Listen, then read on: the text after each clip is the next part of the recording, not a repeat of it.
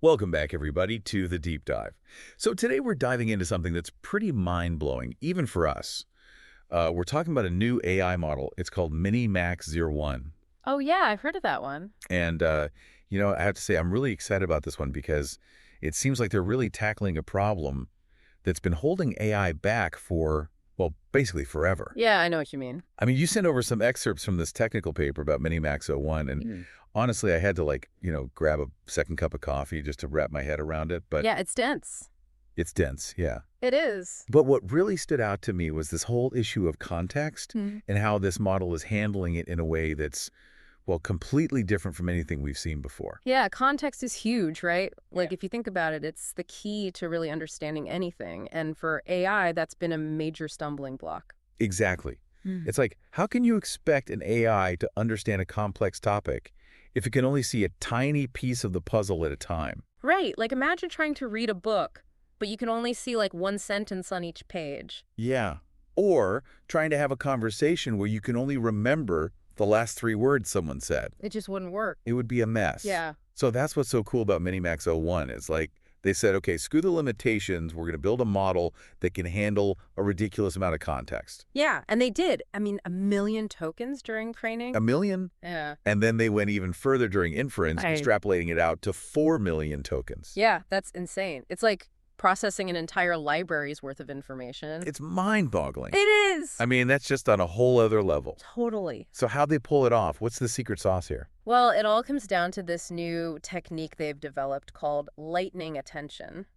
Okay, I gotta admit, that name sounds pretty badass. Yeah, it does, doesn't it? But what is it, really? So attention mechanisms have been around for a while. They're kind of like the brain of these large language models, helping them focus on the most important parts of the input data. Okay, so it's like filtering out the noise and honing in on what really matters. Exactly. But the problem with traditional attention mechanisms is that they become really slow and inefficient when you're dealing with these massive amounts of data. Yeah, it's like trying to find a needle in a haystack the size of Mount Everest. Right, it just takes forever. So how is lightning attention different? Well, it's like they found a way to, I don't know, teleport that needle right into your hand. Oh, okay, so it's like a shortcut, but a really, really smart one. Yeah, exactly. And not only is it fast, but it's also super efficient. The paper shows that it actually outperforms other methods, even on standard GPUs. Wow, so they're not just bragging, they actually have the benchmarks to back it up. Yeah, they do. Okay, so speed is great, but does MiniMax-01 have the brains to match? I mean, can it actually do something useful with all this information? Or is it just a really fast, really expensive paperweight? Oh, no, it's definitely not just about speed. MiniMax-01 is packing some serious brain power, too. And that comes from this technique called mixture of experts, or MoE. Mixture of experts, huh? That sounds kind of like, I don't know, assembling a team of superheroes or something. It's kind of like that. So imagine instead of having one generalist AI that tries to do everything, right. You have a whole bunch of specialized experts, each with their own unique skills and knowledge. Oh, I see. So instead of asking your family doctor to perform brain surgery, you go to a neurosurgeon. Exactly. And with MiniMax-01, we're talking about 32 of these experts all working together. 32? That's a whole league of extraordinary AI. It is. And the total number of parameters in this model is just mind-blowing. It's like 456 billion parameters. 456 billion. That's got to be some kind of record, right? It's definitely up there. But I got to ask, wouldn't running all those experts at once just melt your computer? That's a good question. Yeah. And this is where the clever design of the model comes in. Okay. So they don't actually use all 456 billion parameters all the time. Oh, that makes sense. They've designed it so that only about 45.9 billion are activated for each token being processed. So it's like a dynamic brain adapting to the task at hand. Yeah, that's a great way to put it. So it's fast, it's powerful, but does it actually work? Can MiniMax-01 deliver the goods? Well, that's what we're going to dive into next. All right, let's do it. Well, the paper highlights some really exciting findings, actually. They developed 2 main versions of the model. There's MiniMax-01. That one focuses on text processing. Okay. And then there's MiniMax-VL01, and that one can handle both images and text. Oh, wow. So it's like a multimodal AI. Exactly. It's pretty impressive. And get this. Both models performed amazingly well on benchmarks, Like, how well are we talking? like beating out top commercial models, even especially on those long context tasks that we were just discussing. So it's not all hype. No, not at all. There's some real substance behind those claims. Yeah, definitely. So what kind of things can this MiniMax VL01 do with images and text? Can you give me some examples? I'm having trouble visualizing what that would even look like. Sure. So there's this one example in the paper that really stood out to me. Okay. Imagine you're looking at a really complex diagram, like something from a scientific paper or a technical manual. Okay, yeah. Like the kind of thing that would make your eyes glaze over just looking at it, you know? Right, right. Well, they showed MiniMax VL01 a diagram, like that. It was actually a diagram of a cell, and it was able to answer questions about the functions of different parts of the cell accurately. No way. Yeah, we're not just talking about like recognizing what's in the image. Wait. We're talking about actual understanding. So it's like it can see the image, but it can also like read the caption and connect the two. Yeah. And even more than that, it can actually reason about the relationships between the different parts of the image and how they work together. That's incredible. It is. It's like having an AI study buddy who can not only read the textbook with you, but also understand the diagrams and explain them. Exactly. I could see how that would be a game changer for all sorts of fields, Oh, absolutely. like from scientific research to education to, I don't know, anything that involves visual information and understanding complex concepts. Yeah, for sure. But I got to imagine that training a model this massive and complex must have been a huge undertaking. Oh, yeah, definitely. The paper goes into quite a bit of detail about how they had to, like, completely redesign their training and inference frameworks just to handle the scale and complexity of this model. Yeah, because like normal computers probably just wouldn't cut it. Right. It's like building a rocket ship to travel to a distant star, you know? You need a whole new level of engineering and technology. Exactly. So they couldn't just use like off-the-shelf tools and techniques. No, not at all. They had to come up with some really innovative solutions. Yeah. So what kind of training regimen did they use? Did they just like throw a ton of data at it and hope for the best? Well, it was a bit more sophisticated than that. They used a multi-stage training process. Okay, so like a step-by-step approach. Yeah. Imagine you're training for a marathon. Right. You wouldn't just start running 26 miles on day one, right? Okay, not. You'd start with shorter distances, Yeah. gradually increase the intensity and complexity of your training over time. Okay, makes sense. And that's essentially what they did with MiniMax-01. So AI boot camp. Exactly. I like that analogy. Yeah. So what kind of skills were they focusing on in each stage of this training process? So they had 5 main stages, and each stage had a specific purpose. The first stage focused on, building a solid foundation for language understanding, Right. like teaching it basic grammar and vocabulary. So like the AI equivalent of elementary school. Exactly. Yeah. And then they gradually ramped up the difficulty, added longer and longer contexts, different kinds of language tasks. So like high school and then college. Yeah, something like that. And then they even had a whole stage focused specifically on safety alignment. Oh, that's interesting. Because, with a model this powerful, Right. you want to make sure it's aligned with human values, it doesn't go off doing its own thing. Yeah, you don't want Skynet happening. Exactly.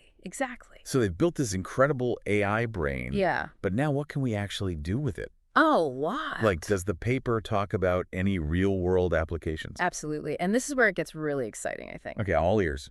They've applied MiniMax-01 to this whole range of tasks. Okay. From creative writing and poetry composition to more practical things like translating long documents, analyzing scientific papers. Wait, hold on.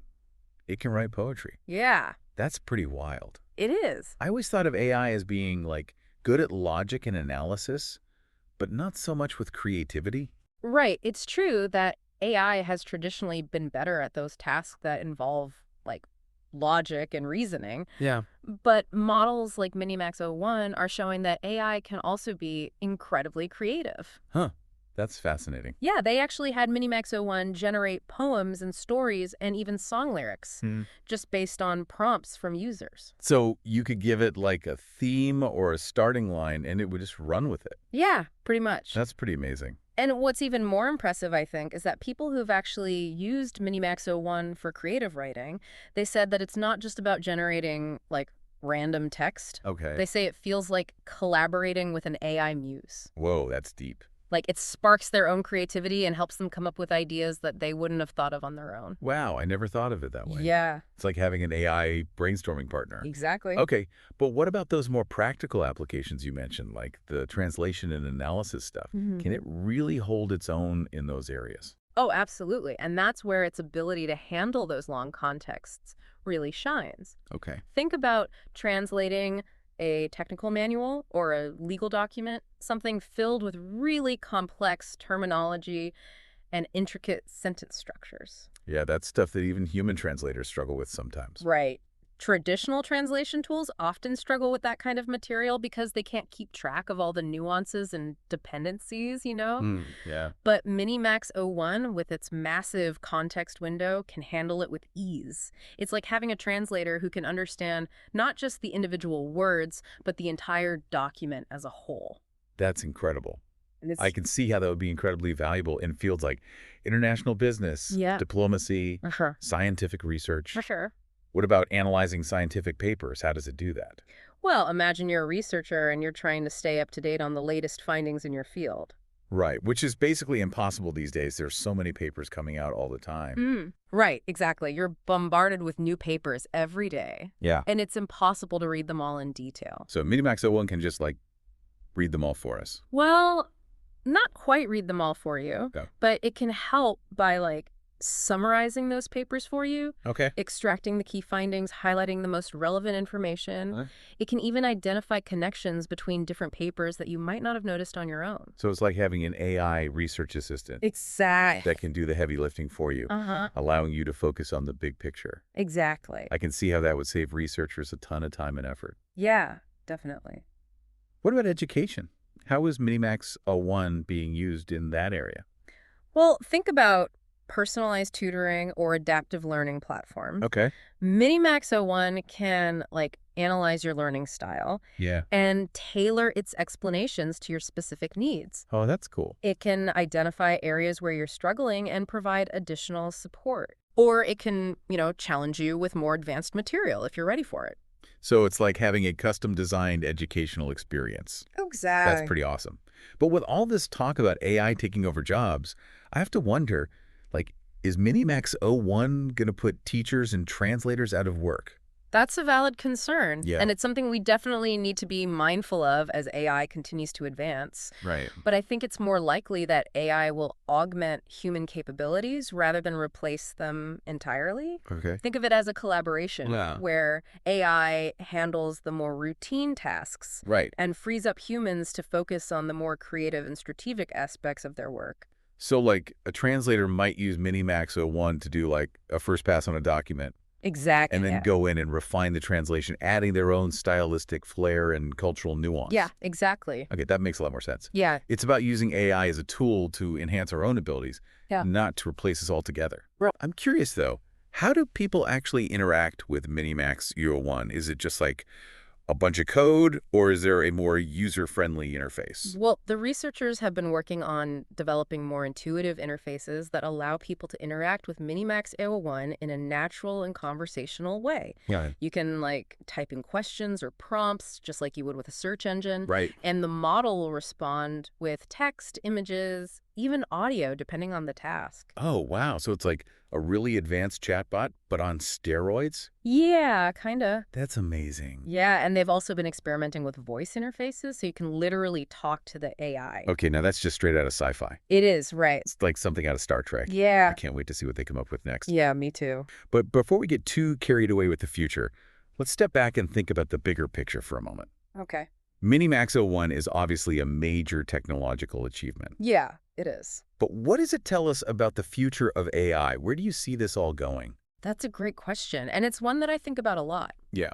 I think MiniMax-01 is a sign that we're entering a new era of AI, one where AI models are not just tools, but partners, collaborators, and even, dare I say, companions. Wow. We're moving beyond the realm of just, like, simple question answering and task automation towards a world where AI can help us understand complex information, generate creative content, and even provide emotional support. That's a pretty exciting and maybe even a little scary thought. Yeah, it is. It raises all sorts of questions about the nature of intelligence, the role of technology in our lives, and what it means to be human. It certainly does. And it's important that we have these conversations, that we think critically about the ethical implications of AI and work together to ensure that this technology is used for good. I completely agree. AI has the potential to transform our world in amazing ways, but it also comes with risks that we need to be aware of and address proactively. I think it's great that the researchers behind MiniMax-01 are already thinking about these issues. And incorporating safety and ethical considerations into their work. Yeah, me too. That gives me hope for the future. Me too. It's encouraging to see that the AI community is taking these issues seriously. So we've covered a lot of ground here, from the technical details of MiniMax-01 to its real-world applications and the broader implications for the future of AI. What are some of the key takeaways you want our listeners to walk away with? I think the biggest takeaway is that AI is evolving at this incredible pace, and models like MiniMax-01 are just pushing the boundaries of what we thought was possible. Yeah, it's mind-blowing. We're seeing AI systems that can understand and generate human language with remarkable fluency, reason about complex information, and even exhibit a spark of creativity. It's amazing. It is. And this has profound implications for every aspect of our lives. Yeah. From the way we work and learn to the way we interact with each other and the world around us. That's a great point. MiniMax-01 is not just a cool piece of technology, it's a glimpse into the future. A future where AI is seamlessly integrated into our lives and has the potential to solve some of the world's most challenging problems. Yeah. But it's also a future that we need to approach with caution and foresight, ensuring that we use this powerful technology responsibly and ethically. Exactly. It's up to all of us to shape the future of AI, to guide its development in a direction that benefits humanity as a whole. Well said. So as we wrap up this part of our deep dive into MiniMax-01, I want to leave our listeners with this thought. What role do you want to play in shaping the future of AI? What are your hopes and concerns?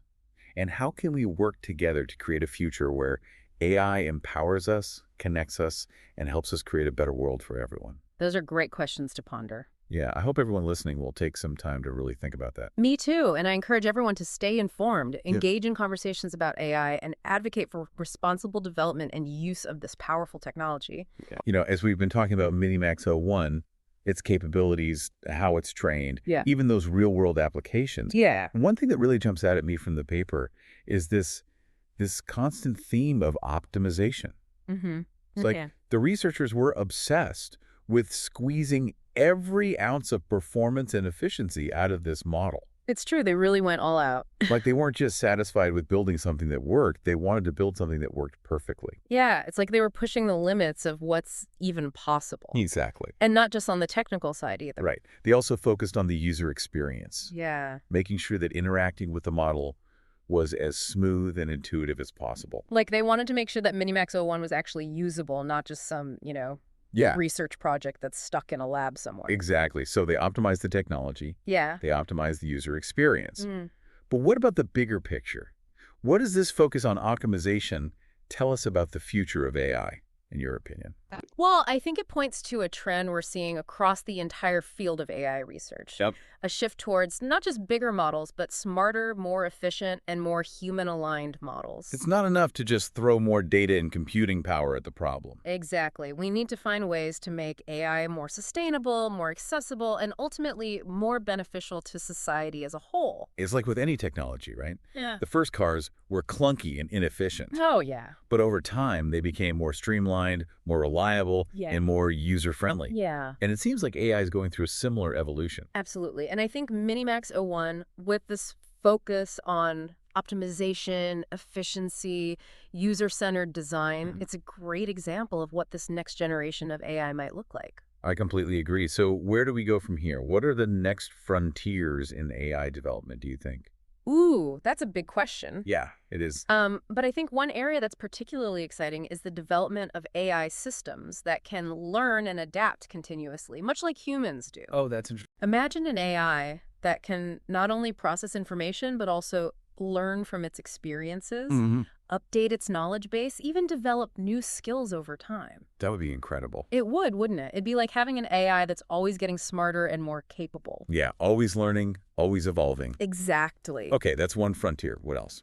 Another area that I'm really interested in is the development of AI systems that can better understand and respond to human emotions. Oh, wow. Now that's getting really deep. Imagine an AI that can not only understand what you're saying, but also how you're feeling, and tailor its responses accordingly. That would be a game changer. Yeah, it would, wouldn't it? For fields like customer service, healthcare, even education. Oh, yeah, absolutely. It would allow us to create AI systems that are more empathetic, more supportive, more effective at building relationships with humans. And it could even lead to the development of AI companions or assistants that can provide emotional support and companionship to people who are lonely or isolated. Wow, that's a really heartwarming thought. It is, isn't it? It's amazing to think about all the ways that AI could be used to improve our lives and make the world a better place. It really is.